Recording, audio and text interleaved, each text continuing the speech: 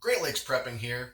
I've talked in the past about how one of the greatest things about having grown up in the Detroit area was the availability of so much amazing food. We're known for Italian food, Polish food, Greek food, and also Middle Eastern food. And whether I'm going to a restaurant that specializes in Lebanese food, Mediterranean food, or any other regionally similar cuisines, an absolute staple that you'll find on the menu is hummus. I'm a big hummus fan, but I've been completely spoiled by the outstanding fresh hummus served by these restaurants. On the other hand, store-bought hummus is, generally speaking, not great.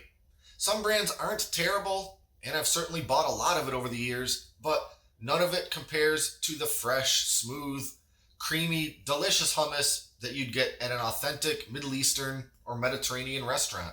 Most store-bought brands taste pretty bland, and it's always got a weird, pasty, almost gritty texture. And I'm not sure why, but the store-bought stuff seems to set off my acid reflux about 20 times worse than fresh hummus. But the good news is it's pretty simple to make your own fresh restaurant-style hummus right at home. I know that a lot of people make homemade hummus by just throwing all the ingredients into a food processor and letting it rip. I used to do it this way too, but the texture just isn't right. But in this video, I'm going to show you the way to make homemade hummus that's smooth and creamy and flavorful and as close to the, quote, real thing as you can get without going to a Middle Eastern restaurant. So enough with the preamble, it's garbanzo time.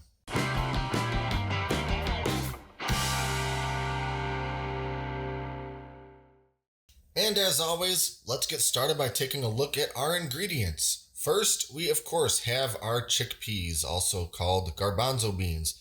Then we've got some tahini, lemon juice, baking soda, salt, either sea salt or kosher salt, some garlic, and some ice cubes. Now, a couple quick notes. I'm using dried chickpeas, but you can certainly use canned chickpeas.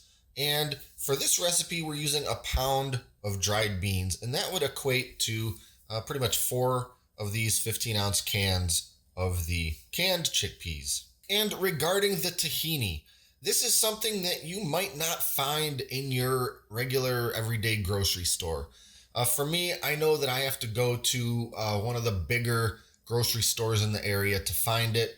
But if you live near any sort of ethnic food market, specifically Middle Eastern or Mediterranean market, you should be able to find it there. But it's going to come in a jar that might look something along the lines of that. And it really is one of the main ingredients for hummus. So you got to have the tahini. One last note about the garlic. Now, the sort of classic, original, authentic Middle Eastern hummus often does not call for any kind of garlic. But some of the variations on the classic hummus certainly call for garlic. I like to have a little bit of garlic. So I'm going to use about 3 good-sized cloves of garlic for this recipe. Now, the first thing we have to do, I've actually done yesterday, so I can make this video today, and that's soak the chickpeas. If you're using canned, you don't need to worry about this step. But if you're going with the dry, which I like because I think that they come out a little better, and you know what? A pound of chickpeas is like $1.50 or something. You can't really beat that.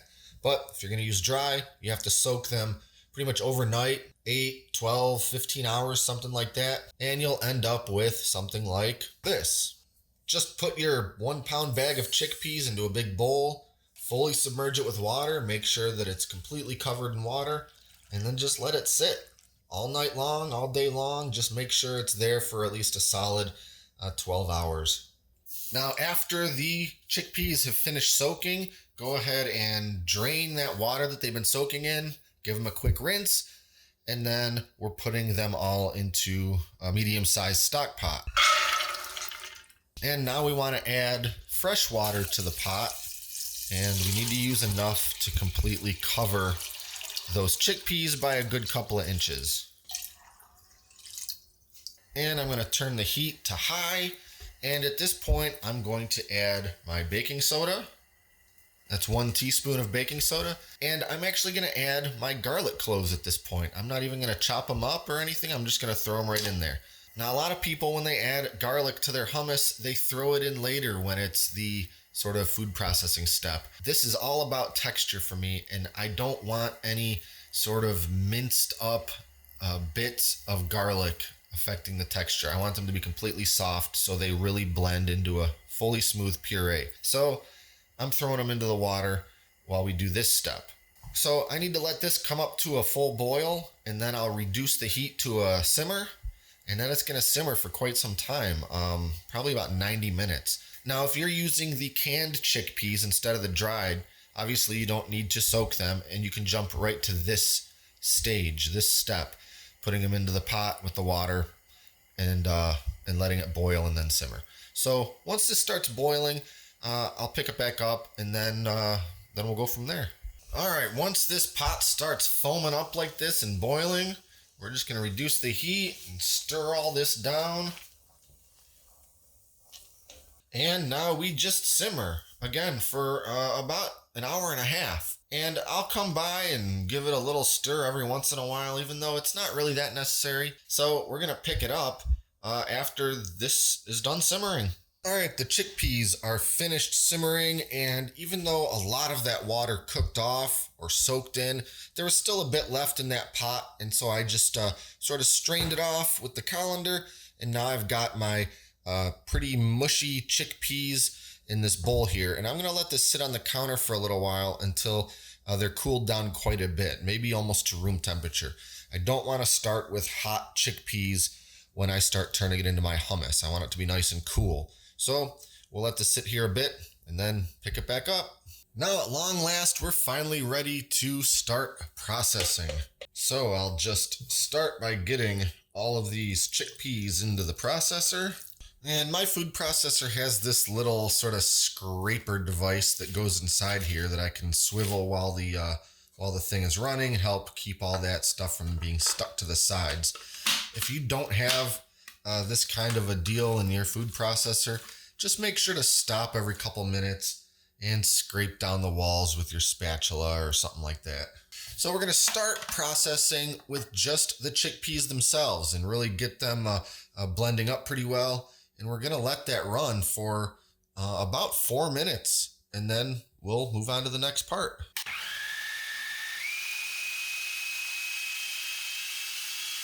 Okay, next we're going to drop in about 3 or 4 ice cubes, and we're going to process about another 2 to 3 minutes.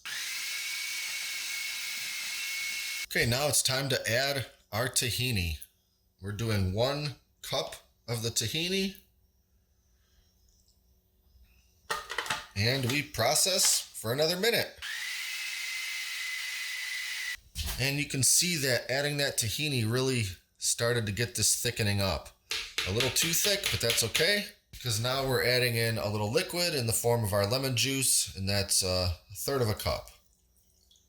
And while we're at it, we'll throw in our sea salt. That's 2 teaspoons, and we process some more. And we'll go about another 3 minutes.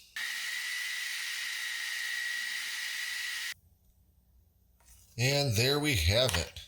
That's our beautiful, creamy, smooth, restaurant-style hummus. Now we just need to serve it up.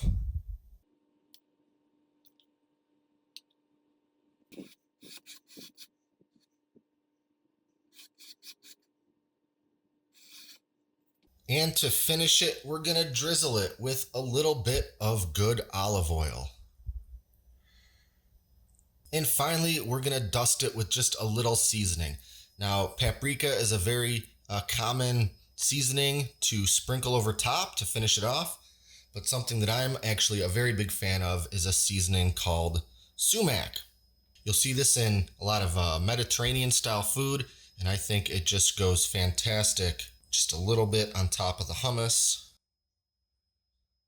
And I'll serve with some of these little Lebanese style pita breads. And that's it. We're ready to dig in and enjoy this amazing hummus. I'll mention, once you have that sort of a base hummus recipe down, which is pretty much what I did here before drizzling the oil and sprinkling that sumac, you can really do anything you want with it. You can load it up with extra garlic. Add some cumin, which is very popular to use in hummus. Top it with some roasted red pepper, parsley. The possibilities really are endless. But as for me, to get a pretty close representation of a restaurant-style hummus, this is the way that I like it. So that's about it. Be sure to like and subscribe and stay up to date with all our latest stuff, including future food videos. Thanks for watching, and I'll see you next time right here in the Great Lakes Kitchen.